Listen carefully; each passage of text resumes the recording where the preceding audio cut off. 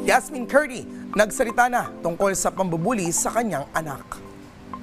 Kamakailan lang naglabas ng saloobin ng aktres na si Yasmin sa social media upang ipagtanggol ang anak niya na si Ayesha laban sa mga bully sa school nito.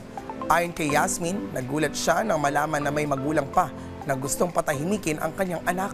Si Ayesha, na panganay ni Yasmin at asawa nitong si Ray Soldevilla, ay dawit sa isang bullying incident dahil hindi siya nakasabay sa group messages para sa Christmas party nila habang nasa bakasyon sila sa ibang bansa.